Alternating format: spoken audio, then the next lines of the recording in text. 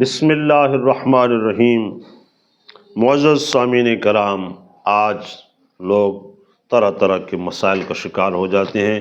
کچھ سسٹم ہی ہمارا ایسا چل رہا ہے، کوئی کسی غم اور پریشانی میں گھرا ہے تو کوئی کسی پریشانی میں گھرا ہے، تو ان تمام مسائل، مصائب اور معاملات کا حل جو رسول کریم صلی اللہ علیہ وسلم نے ہمیں عطا فرمایا ہے، کیوں نہ ہم اس کو اپنائیں اور ہر غم سے نجات پائیں۔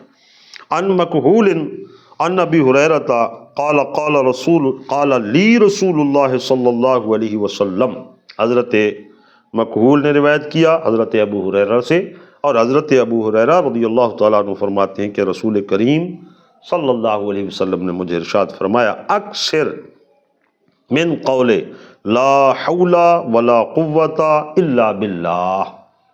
حضرت ابو ہریرہ فرماتے ہیں کہ مجھے میرے آقا صلی اللہ علیہ وسلم نے ارشاد فرمایا کہ اس کو کثرت سے پڑھا کرو، لا حول ولا قوت الا باللہ، کثرت سے پڑھا کرو، فإنها من کنز الجنہ، اس لیے کہ یہ جنت کے خزانوں سے ہے۔ تو گویا اس پر بہت بڑا ایک تو اجر ملے گا۔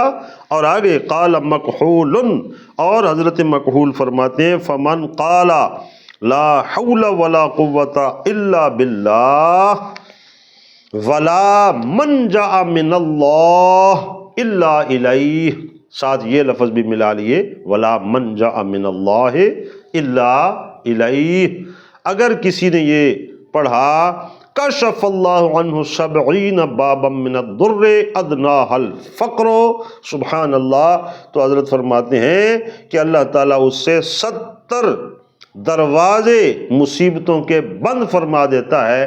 گویا اس کی 70 مصیبتیں دور ہو جاتی ہیں جو یہ کلمہ پڑھتا ہے۔